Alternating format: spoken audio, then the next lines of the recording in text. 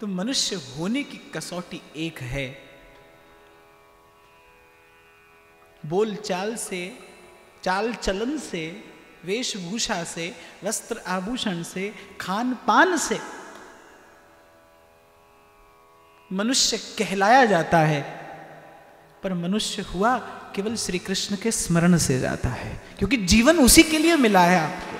जीवन का उद्देश्य एकमात्र यही है, आत्मकल्याण। आत्मकल्याण का पथ प्रशस्त करने के लिए, श्रेय की प्राप्ति के लिए आपने क्या प्रयास किया, यही एक प्रश्न आपसे पूछा जाएगा। बस एक प्रश्न कि आत्मकल्याण के लिए क्या प्रयास किया आपने। जीवन का उद्देश्य प्राप्त करने के लिए कुछ परिश्रम किया आपने या नहीं।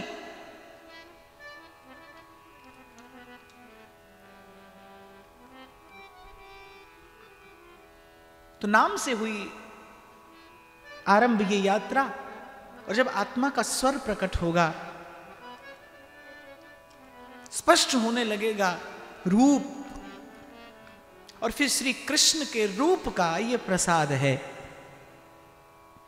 अधरम मधुरम वदनम मधुरम नयनम मधुरम हसितम मधुरम तिलकम मधुरम चलितम मधुरम मधुराधिपतेरखिलम।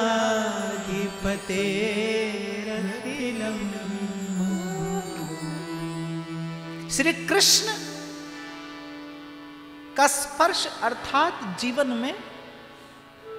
में माधुर्य का घुल जाना। श्री कृष्ण का जीवन में आना अर्थात जीवन में उत्सव का आना नहीं, जीवन का उत्सव हो जाना। एक जीवन में उत्सव आता है, उसके लिए आपको प्रतीक्षा करनी पड़ती है। दीपावली मनानी है तो वर्ष भर प्रतीक्षा करनी पड़ती है, होली के लिए साल भर इंतजार करना पड़ता है। एक जीवन में उत्सव का आना है, एक जीवन का उत्सव हो जाना है कि आप जहां जाएं वहां पर आपके साथ साथ एक प्रसन्नता चले, आपके साथ साथ एक पवित्रता चले, आपके साथ साथ एक उल्लास चले। और ये तो भाई मैंने भी अपने जीवन में देखा है कि कभी कभी मुर्शिद की ऐसी कृपा होती है, कभी कभी गुरु ऐसी कृपा भरी दृष्टि से देख लेता है कि आपका जीवन उत्सव होता है। आप जहां जाते हैं वहां पर उत्सव का सृजन हो जाता है, वहां पर उत्सव प्रकट हो जाता है। शायर कहता है, हम दीवानों की क्या हस्ती, आज यहां कल वहां चले, और मस्ती का आलम साथ चला, हम धूल उड़ाते जहां चले। आबाद रहो दुनिया वालों, तुमसे हम ना कुछ लिए चले। आबाद रहो दुनिया वालों, तुमसे हम ना कुछ लिए चले, तुमको अपना कुछ दिए चले, बस धूल उड़ाते जहां चले। चरई वेती वेद का सूत्र है। साधु, कल हम साधु की परिभाषा दे रहे थे। कौन है साधु? वेद कहता है जैसे बहता पानी, जैसे गंगा की बहती धारा जिस जिस भूमि का स्पर्श करती है उसे पवित्र बना देती है, उसे तीर्थ कर देती है। गंगा जहां जाती है वो नगर तीर्थ हो जाता है, रुकती नहीं। मूढ़ व्यक्ति उसमें कुल्ला भी कर देता है, मैल भी धो देता है, वो तब भी नहीं रुकती और शिकायत भी नहीं करती।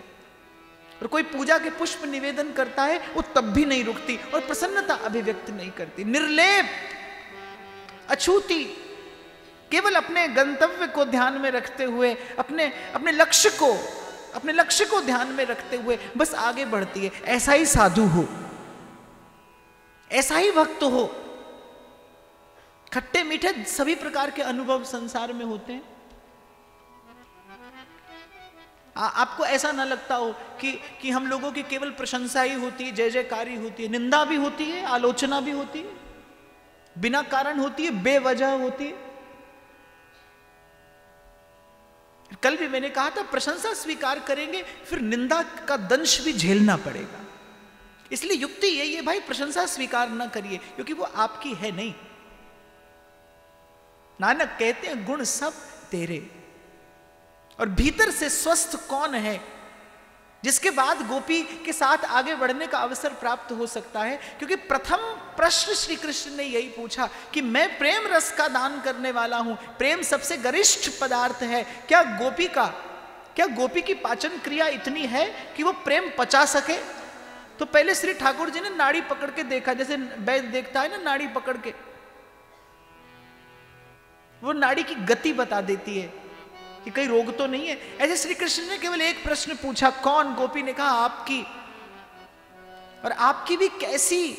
सुरतनाथ ते अशुल्क दासिका।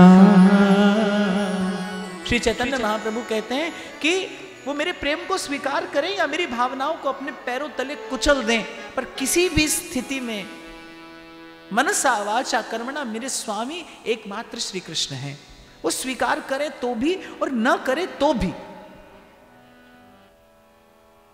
अपने मन की मैं जानू और पी के मन की सांसों की माला पे सिमरू मैं पीका। बड़ा सरस संबोधन गोपी ने दिया सुरतनाथ। और सुरतनाथ सुनते ही श्री कृष्ण समझ गए। कहने वाला भी बड़ा चतुर है, सुनने वाला तो चतुरों का शिरोमणि है। चतुर शिरोमणि श्रवण कर रहे हैं और बड़ी चतुर सुजान गोपी। प्रेम बहुत चतुर बना देता है, पर लेकिन चतुर तो आपको संसार का व्यवहार भी बना देता है। पर एक शायर बड़ी खूबसूरत बात कहता है कि कुछ खेल ऐसा खेला दुनिया ने मेरे साथ, कुछ खेल ऐसा खेला दुनिया ने मेरे साथ, तजुर्बे तो दिए पर मेरी मासूमियत ले ली। तजुर्बे तो दिए पर मेरी मासूमियत ले ली। तो संसार का व्यवहार भी आपको चतुर बनाता है, लेकिन वो आपको ऐसा चतुर बनाता है कि आप नहीं रहते। प्रेम आपको वो चातुर्य प्रदान करता है जिसमें your innocence is intact, you are smart but at the same time your innocence is intact. और पहले दिन मैंने आपसे कहा था सबसे महंगी मासूमियत है, सबसे महंगी। इस संसार के मध्य में रहकर यदि आप अपना वो भोलापन, अपनी वो निश्चलता बचा कर रख सके, मैं इससे बड़ी साधना कोई और नहीं समझता, मैं इससे बड़ी उपासना कोई और नहीं समझता। यदि संसार के व्यवहार के मध्य में रहकर आप निश्चल बने रहें, आप निर्मल बने रहें, और काजल की कोठरी में रहकर कोई अछूता चला जाए, ये सामर्थ्य केवल भगवान की भक्ति की है। कबीर कहते हैं पहले ये मन काग था, चुन खाता था मांस, अब तो मन हंसा भया, मोती चुग चुग खा, मोती चुग चुग खा।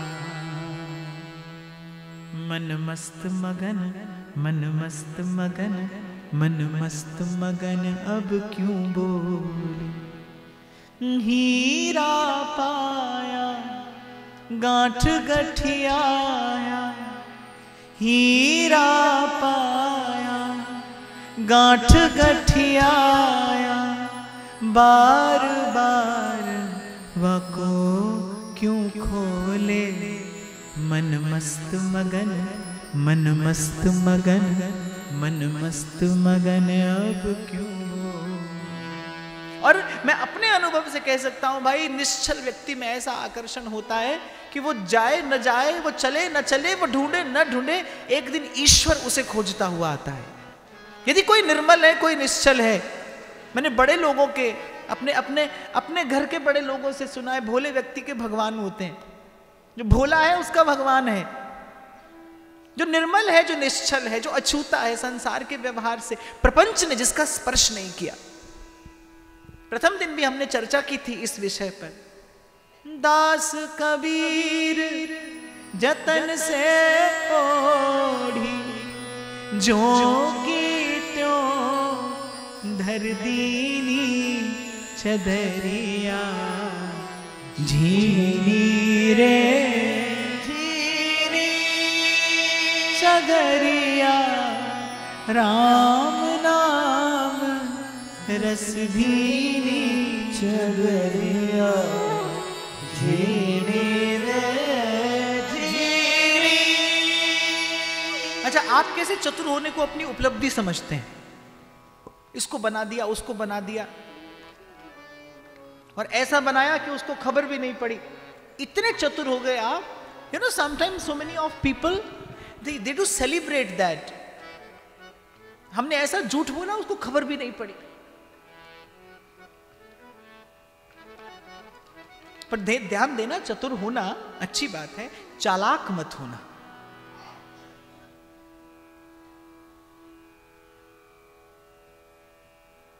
जीवन का अर्थ खो जाता है जब आप अपनी निर्मलता खो देते हैं, जब आप अपनी निश्चलता खो देते हैं। और फिर से कहकर आगे बढ़ूं, आप मनुष्य से दिखते तो हैं पर आप मनुष्य होते नहीं, क्योंकि भगवान ने आपको मनुष्य बनाकर भेजा था। हिंदू मुसलमान आपको किसी और ने बनाया, उसने आपको इंसान बनाकर भेजा था। और इंसान अर्थात कभी मां की गोद में खेलते अबोध बालक को देखना, उसे इंसान कहते हैं। अछूता, न मैं जानता है न मेरी, न तू जानता है न तेरी। जो मैं तू नहीं जानता, जो तेरी मेरी नहीं जानता, प्रभु ने आपको वैसा बनाकर भेजा था। अरे वैसे बनकर चले जाइए, बस यही जीवन का उद्देश्य है। ये जितनी साधना है, ये जितनी उपासना है, ये जितना प्रयास है, क्योंकि पहले दिन की बात आपको स्मरण कराऊं, प्रेम खोजेगा आपको। आप प्रेम में नहीं पड़ेंगे, प्रेम चुनेगा आपको। जिस दिन प्रकृति घोषित कर देगी आपको कि आपकी पात्रता तैयार हो गई है, आवरण भंग करेगी वो, उस दिन प्रेम चुनेगा आपको। जिस दिन आप स्वीकार किए जाएंगे प्रेम से, तो ये जितनी उपासना है, जितनी साधना है, जितना साधन है, जितना परिश्रम है, वो केवल अपने मन की निश्चलता ही पुनः वापस पाने के लिए है। For me the devotion is a way somehow the back to innocence. The devotion is a practice which can take you back to your innocence, जो आपको आपकी निश्चलता तक वापस ले जा सके। जिसे आप अपनी माता की गोद में थे, नहीं जानते थे आप कुछ भी। May be it sound little impractical, but yes, the purpose of devotion is this only. निर्मल मन जन सो मोहे पा, मोहे कपट छल छिद्र न भा। अयोध्या के एक संत थे, एक बार ऐसे उनके चरणों में बैठने का अवसर मिला, तो मैंने कहा, बाबा महादेव के भक्त थे, तो मैंने कहा, महाराज ये श्री ठाकुर जी इतना पक्षपात क्यों करते हैं महादेव से, कि शंकर भजन बिना नर भगति न पावहि, कि सेवक सखा स्वामी सिय पिय के। तो ये महादेव से इतना पक्षपात क्यों करते हैं भगवान? मैंने बहुत सारे प्रश्न पूछ दिए। सब सुनने के बाद वो संत कहने लगे, बस एक ही कारण है। मैंने कहा, क्या? तो बोले, क्योंकि ये भोलेनाथ हैं, बस इसीलिए। कहां बैठे हैं? करालम महाकाल कालम कृपालम गुणागार संसार पारम नतो निजम निर्गुणम निर्विकल्पम निरीहम चिदाकाशवाकाश वासम भजे निराकारमोंकार मूलम तुरीयम गिरा ज्ञान गोतीत मीशम गिरीशम नमामि शमीशान निर्वाण रूपम विभुं व्यापकं ब्रह्म वेद स्वरूपम्। और बड़ा आश्चर्य है कि वहां होने के बाद भी भोलेनाथ हैं। और कैसे भोले? भक्तों को तूने अपने निराश ना किया, मांगा जो जिसने उसको वरदान दे दिया। बड़ा है तेरा दाएजा, बड़ा दातार तू, आयो शरण तिहारी भोले तार तार। कैलाश के निवासी नमो बार बार हूँ, शरण तिहारी भोले तार तार।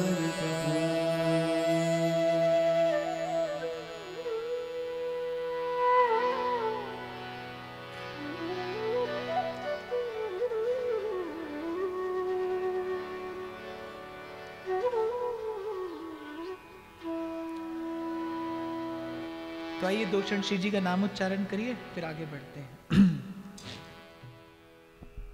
श्री जी तमरी शरण वल्लभ तमरी शरण, श्री जी तमरी शरण तमरी शरण, श्री जी तमरी शरण वल्लभ तमरी शरण, श्री जी तमरी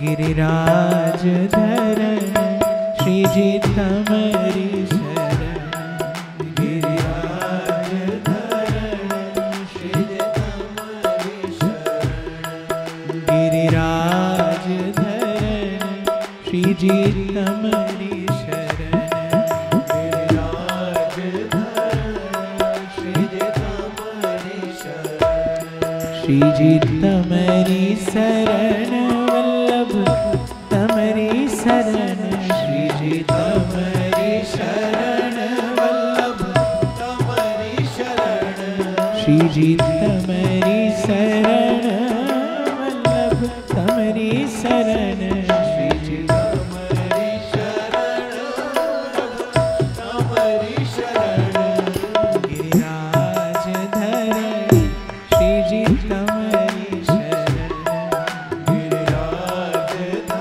धरण, श्री जी तमरी शरण, गिरिराज धरण, श्री जी तमरी शरण, गिरिराज धरण, श्री जी तमरी शरण, श्री जी तमरी शरण वल्लभ तमरी शरण, श्री जी तमरी शरण वल्लभ तमरी शरण, श्री जी तमरी शरण वल्लभ तमरी शरण, श्री जी तमरी शरण वल्लभ तमरी शरण, गिरिराज धरण, श्री जी तमरी शरण, गिरिराज धरण, श्री जी तमरी शरण, श्री जी तमरी शरण वल्लभ तमरी शरण,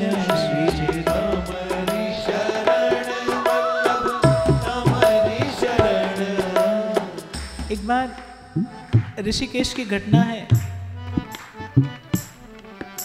ऐसे ही चर्चा हो रही थी। एक संत से मैंने पूछा, ब्रह्मज्ञानी संत थे, मुझे सौभाग्य से कुछ दिनों का उनका सत्संग मिला। तो मैंने पूछा, महाराज ज्ञानी में और भक्त में क्या भेद होता है? तो हंस दिए, यद्यपि स्वयं ब्रह्मज्ञानी महापुरुष थे, सन्यासी थे। मैंने पूछा, मैंने कहा महाराज ज्ञानी में भक्त में क्या भेद है? तो बड़ा सुंदर उत्तर दिया, बोले ज्ञानी बोलता है और भक्त गाता है, ज्ञानी चलता है भक्त नाचता है। और फिर बोले ठहरो, एक और भेद भी है, दोनों ही पूर्ण है। 2 पात्र मंगाए जल से भरे हुए, एक में केवल जल था और एक जल में मिश्री मिली थी। बोले ये जो केवल जल है ये ज्ञान है, और जो मिश्री मिला जल है वो भक्ति है। जीवन में माधुर्य खुल जाए। इसीलिए रसखान कहते हैं सोई है गमार जिस कियो नहीं प्यार।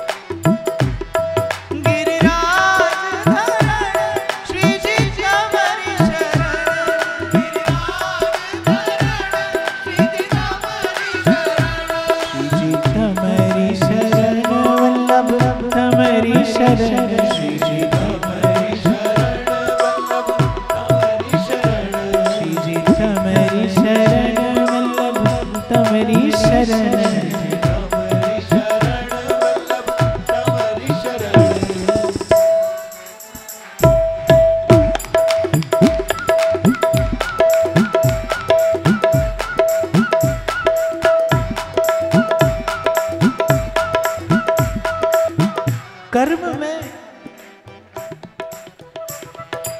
और सेवा में भेद क्या है?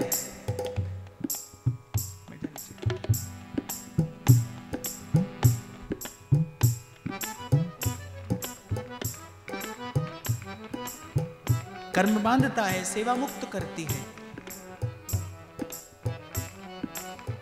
एक ही तो भेद है, दोनों ही क्रिया है।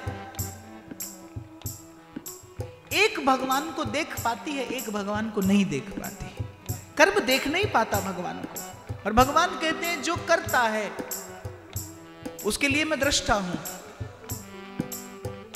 हानि लाभ जीवन मरण जस अपजस विधिहा, जो करता है उसके लिए मैं दृष्टा हूं, जो समर्पित है उसके लिए मैं उपस्थित हूं। जो समर्पित है उसके लिए मैं उपस्थित हूं सदा सर्वदा। तो मुझे उस संत की बात स्मरण रहती है सदा। कहा कि इतना ही भेद है ज्ञान में और भक्ति में। ज्ञान जिस बात को बोलकर कहता है, भक्ति उसे गाकर कहती है। ज्ञान जिस पथ पर चलकर जाता है, भक्ति नाचती गाती पहुंचती है। इसलिए मैंने कहा जिसके जीवन में कृष्ण है उसके जीवन में उत्सव नहीं, उसका जीवन उत्सव होता है। उसकी एक एक भावना, संत कहते हैं वैष्णव सुबह उठकर स्नान करता है, वो प्रभु को स्नान कराए केवल वो सेवा नहीं है, वो स्वयं स्नान करे तो भी सेवा है। क्यों? क्योंकि उसे सेवा में पहुंचना है। भाव का स्पर्श होते ही एक एक क्रिया सेवा बनती है, माधुर्य घुलता है जीवन में। आपका मेरा सौभाग्य है कि आपको और मुझे आचार्य चरणों के शरणागत होने का अवसर मिला है, जिन्होंने हमें प्यार करना सिखाया, जिन्होंने हमें प्रेम करना सिखाया है, जिन्होंने घोला है जीवन में ये माधुर्य, ये रस, ये अमृतोपम निधि आपको मुझे प्रदान की है। भयभीत हो जाता हूं मैं तो कभी विचार करने बैठ जाऊं एक क्षण को कि यदि जीवन में ये सुख ना होता तो क्या होता, यदि ये श्रवण स्मरण कीर्तन ना होता, यदि ये अर्चन वंदन ना होता, यदि ये सेवा के क्षण ना होते, झूठा सच्चा ये आत्मनिवेदन का भाव ना होता तो कैसा होता जीवन। बड़ी प्यारी लीला है, नंद बाबा के प्रांगण में खेल रहे हैं कन्हैया। लाला की पैजनिया बाजे, लाला की पैजनिया बाजे, लाला की पैजनिया बाजे, लाला की पैजनिया बाजे। इस पंक्ति से मुझे याद आ गया, एक बार मैं कहीं, मैं भारत की संस्कृति के विषय में कुछ कह रहा था, तो एक व्यक्ति उठकर खड़े हुए, कहने लगे अरे आज अंग्रेजी का युग है, अंग्रेजी ऐसी है, अंग्रेजी वैसी है। मैंने कहा अरे कैसी भी हो। मैंने कहा ये पंक्ति अंग्रेजी में बोल के बता।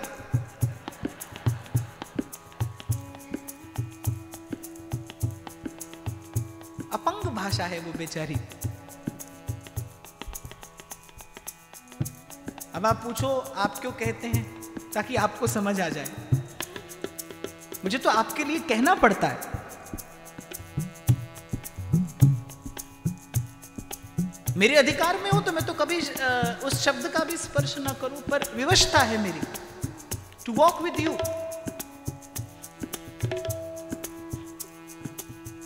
कहना पड़ता है, आप नहीं समझते, पर वो व्यापार की भाषा है। भारत से बाहर समग्र विश्व में, विश्व को व्यापार की दृष्टि से देखा जाता है, इसीलिए जो वहां की भाषा है वो व्यापार की भाषा है। आपकी मेरी भाषा परिवार की भाषा है। इसीलिए इसमें प्रेम है, इसीलिए इसमें माधुर्य है, इसीलिए इसमें सद्भाव है। भाव की अभिव्यक्ति हो सकती है यहां। तो वो बेचारा आज तक लगा है। मैंने ये बोल के बता, क्या बोलेगा कि beautiful anklet is ringing in the lotus feet of Krishna.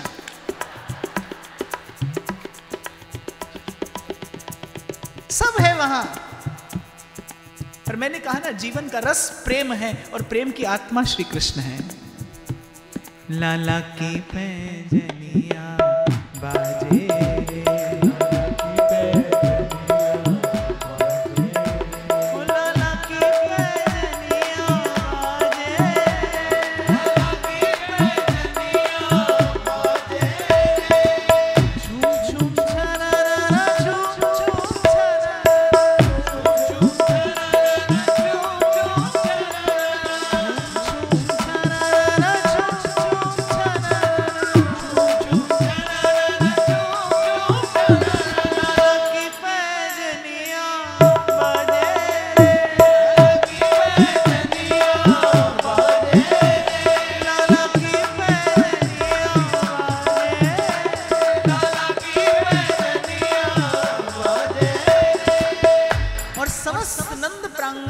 निनादित है श्री कृष्ण के चरणारविंद में बंधे नूपुरों की ध्वनि से। मैया उंगली पकड़कर चलना सिखा रही है।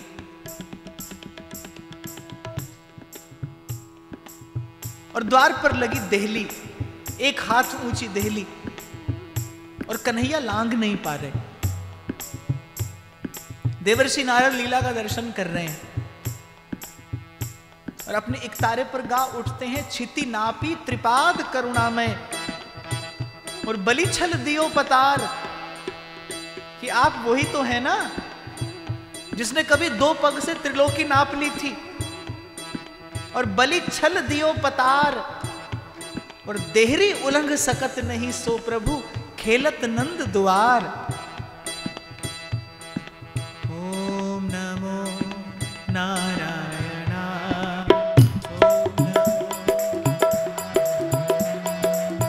ओम नमो नारायण, हरि ओम नमो नारायण, ओम नमो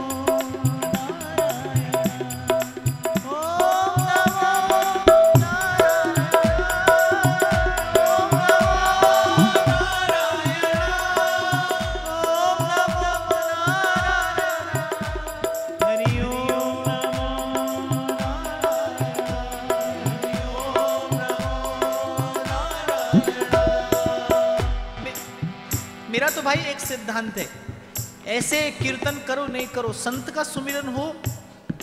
क्योंकि मुझे ऐसे लगता है, एक बार कोई व्यक्ति आए मिठाई लेकर तो बोले बड़े प्यार से बनाइए आपके लिए, एकदम बिल्कुल घी से चुपड़ी, बोले बहुत प्रेम से बनाइए आपके लिए, आपका मुंह मीठा कराना है। तो मैंने कहा साधु का मुंह मीठा तो भगवान नाम से होता है, मिठाई से नहीं। बोले बहुत प्रेम से बनाइए आपके लिए। तो मैंने कहा अच्छा प्रेम मैं खा लेता हूं, मिठाई तुम खा लो। ऐसा प्रेम क्या जो सेहत बिगाड़ दे। और फिर मैंने कहा भैया संत का मुख मीठा कराना हो ना कभी, तो मिठाई से नहीं भगवान नाम से कराया जाता है। इतना सुख इतना रस और किसी में नहीं जितना रस कृष्ण के नाम में है। कृष्ण है कृष्ण है कृष्ण है कृष्ण है कृष्ण है कृष्ण है कृष्ण है। इसलिए जब नारद जी का स्मरण हुआ तो मैंने गुनगुना दिया उनका प्रिय नाम, ओम नमो नारायण, ओम नमो नारायण, हरि ओम नमो नारायण, ओम नमो नारायण, ओम नमो नारायण, हरि ओम नमो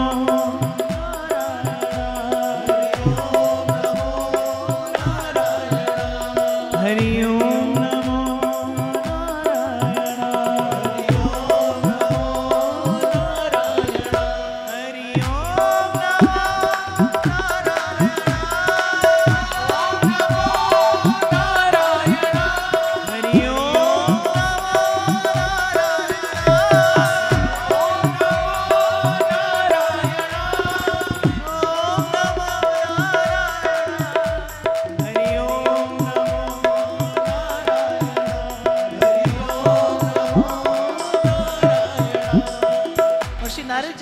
अपनी वीणा पर श्री कृष्ण लीला, और जब प्रभु की लीला देखी कि कन्हैया देहरी नहीं लांघ पा रहे तो हंसे और पूछा छिति नापी त्रिपाद करुणामय बलि छल दियो पतार, देहरी उलंघ सकत नहीं सो प्रभु खेलत नंद द्वार। अरे वारी यशोदा तेरा भाग्य। असमर्थ कृष्ण देख रहे हैं जननी के मुख की ओर की मैया उंगली पकड़ के उस पार करा दे। जिसका नाम लेत भव सिंधु सुखाही। हंसने लगे नारद जी, और बस हंसते हंसते जाने क्या हुआ रोने लगे। और श्रीमद् भागवत भक्त का यही लक्षण बताती है, वाग गदगदा द्रवते यस्य चित्तम हसत्य भीक्ष्णम रुदती क्वचिच्च विलज्ज उद्गायति नृत्यति च मदभक्ति युक्तो भुवनम पुनाति। हंसने लगे और फिर रोने लगे। किसी ने पूछा नारद जी रोते क्यों हैं? बोले उन लोगों के लिए रो रहा हूं जो प्रभु के प्राकट्य से पहले मुक्त हो गए। उन लोगों की दशा विचार करके रो रहा हूं जो इस लीला का सुख लिए बिना मुक्त हो गए। उनकी दशा का स्मरण करके मुझे रोना आ रहा है, इस परम सुख से वंचित रह गए। जिसने ये नंद के यशोदा के आंगन में खेलते कन्हैया को नहीं देखा, धूर भरे अति शोभित श्याम जू और तैसी बनी सिर सुंदर चोटी, खेलत खात फिरे अंगना और पग बाजत पैंजनी पीरी पिछौटी। खेलत खात फिरे अंगना पग बाजत पैंजनी पीरी पिछौटी, या छवि को रस खान बिलोकत बारत काम कला निधि कोटी। अरे वाह काग के भाग बड़े सजनी, हरि हाथ ते ले गयो माखन रोटी। जिसने नंद बाबा के आंगन में खेलते इन बाल कृष्ण का दर्शन नहीं किया, नारद जी ने कहा उन मुक्तों के लिए रो रहा हूं, उन सिद्धों के लिए रो रहा हूं जिनके भाग्य में ये सुख नहीं था। कृष्ण है कृष्ण है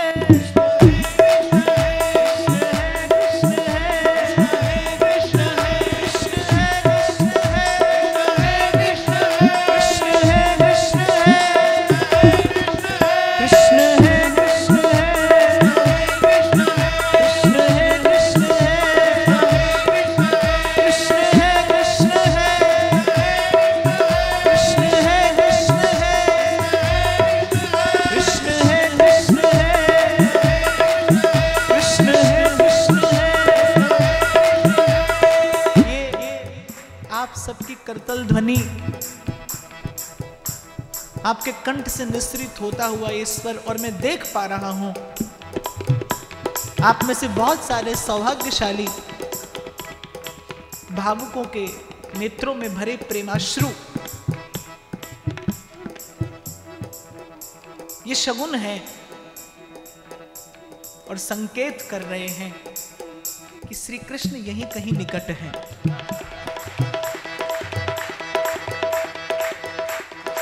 जब निकट हैं तो बस 2 क्षणों के लिए सब ओर से उसी प्रकार मन समेटते हुए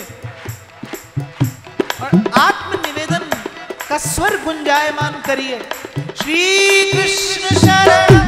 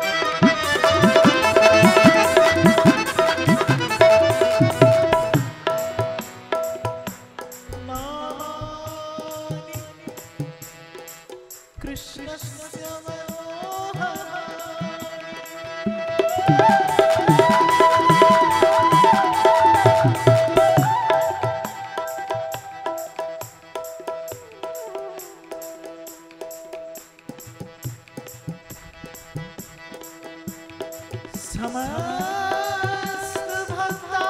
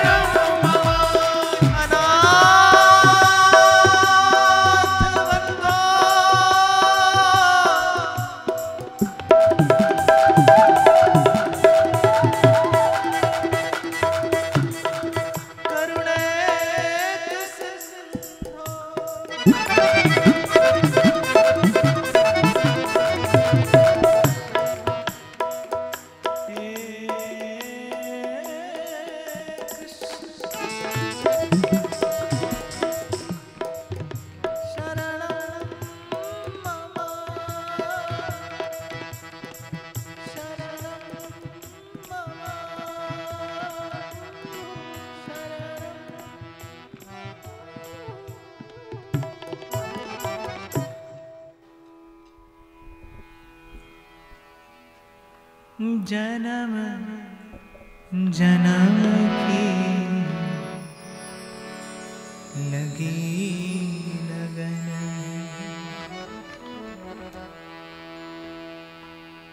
साक्षी तारों भरा गगन है,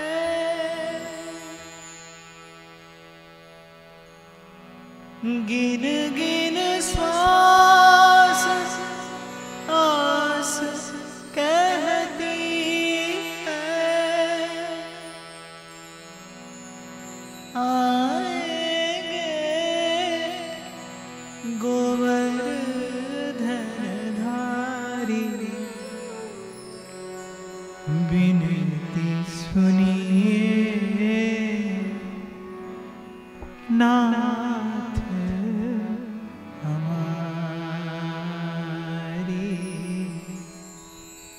हृदयेश्वर हरि हृदय विहारी, मोर मुकुट पीतांबर धारी,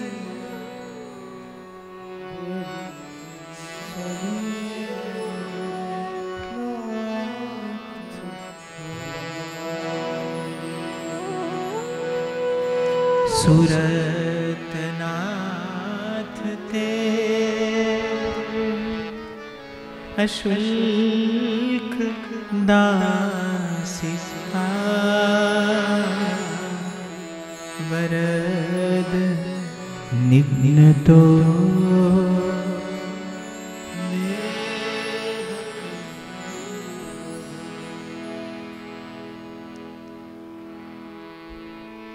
तो जैसे श्री मीरा जी ने कहा कि गिरधर मारी अर्जी सुन लो और मानो न मानो थारी मर्जी,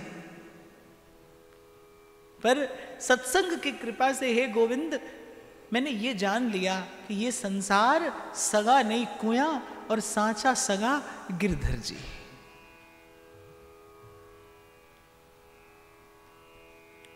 तो यहां जो प्रथम शब्द है सुरतनाथ, श्री कृष्ण जान गए कि गोपी केवल प्रेम की इच्छा लेकर आई है, इसलिए ये संबोधन देती है। सुरत अर्थात सुंदर रति, प्रीति।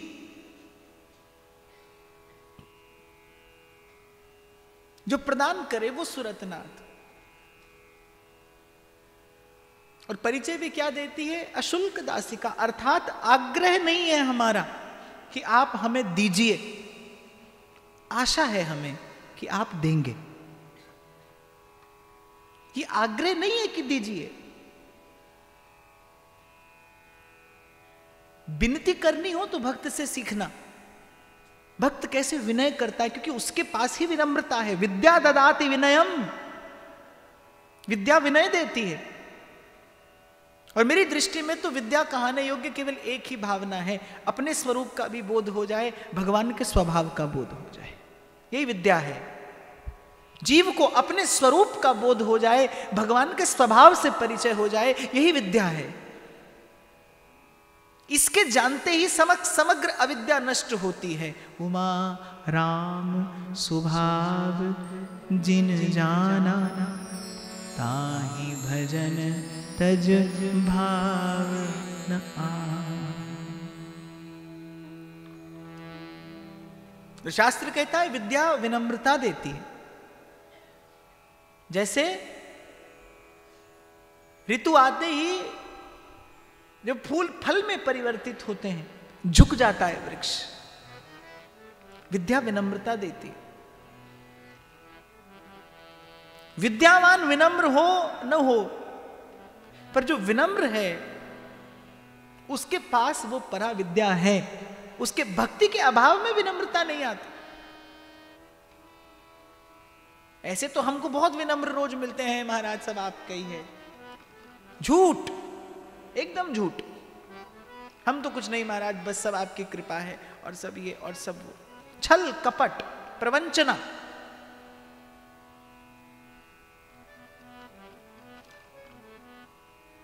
अच्छा, मैं बुद्धिमान हूं इतना तो ठीक है, मैं ही बुद्धिमान हूं ये ठीक नहीं है। और मैं बुद्धिमान हूं, सामने वाला मूर्ख है, ये तो बिल्कुल भी ठीक नहीं है।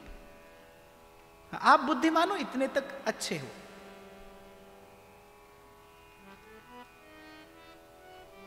त्वमेव सर्वम मम देव देव रोज कहते हो आप, इसलिए आपके शब्द का बल समाप्त हो गया, क्योंकि नित्य प्रति आप असत्य भाषण करते हैं। जिसके सर्वस्व है भगवान, उसके शब्द अपना क्या परिचय देते हैं? हारे को हरि नाम, अपबल तपबल और बाहुबल, चौथो बल है दाम। और प्रभु मेरे पास इनमें से कुछ भी नहीं, सूर किशोर कृपा ते सब बल, हारे को हरि नाम। मैं तो कई बार व्यासपीठ से निवेदन कर चुका, बाप सच्चे दरबार की जय बोलो मत बोलो, सच्चे दरबार में एक बार सच्चे होकर खड़े तो हो जाओ, इतना ही पर्याप्त है। वो आपसे प्रणाम नहीं चाहता, वो आपसे नहीं चाहता अपनी जय जयकार। सच्चे दरबार की जय मत बोलिए, चिल्लाते हैं लोग मंदिर में जाकर। और कबीर, मेरा कबीर उनको देखकर हंसता है कि कांकर पाथर जोर के और मस्जिद लई चिनाए, और चढ़ चढ़ मुल्ला बांग दे बहरो भयो खुदाए। कबीर कहता है कि कांकर पाथर जोर के और मस्जिद लई चिनाए, और चढ़ चढ़ मुल्ला बांग दे बहरो भयो खुदाए। चिल्लाते हैं मंदिर में जाकर सच्चे दरबार की जय। अरे मत बोलो, सच्चे होकर खड़े हो जाओ, और सच्चे होकर जिस दिन जाओगे उस ओर मन कहेगा, मैली चादर ओढ़ के कैसे द्वार तिहारे मैली चादर ओढ़ के कैसे। कबीर कहते क्या मुख ले बिनती करूं, लाज आवत है मुंह, तोहे देख अवगुण करूं, कैसे भाऊं तो। कठिन है, इसीलिए किसी ने कहा तेरी चौखट पे आना मेरा काम था, काम इतना भी मुझसे किया ना गया। सन्मुख होई जीव मोई जबहि, जन्म कोटि अगनासहि तबहि। केवल प्रभु के सन्मुख होने भर की तो देर है।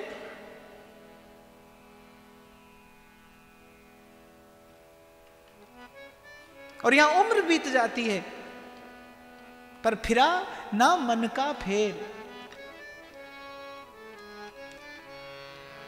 क्या कह रहा था इससे पहले में? इससे बिल्कुल ठीक पहले क्या कह रहा था मैं?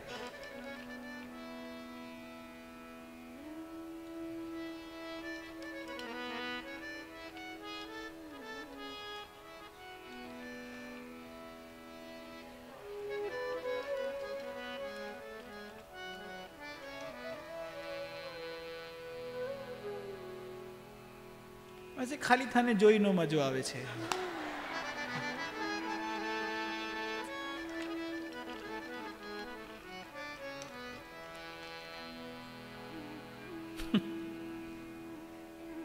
इसी में कल सुन रहा था, मजा आ भी गया, मजा आ भी गया, आया भी और गया भी, है ना।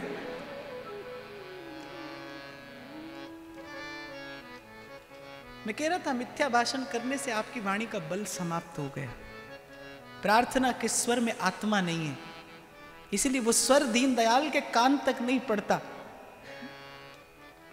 नहीं तो भरोसा रख दरबारे इलाही का बंदे, वहां देर भी नहीं होती और अंधेर भी नहीं होता।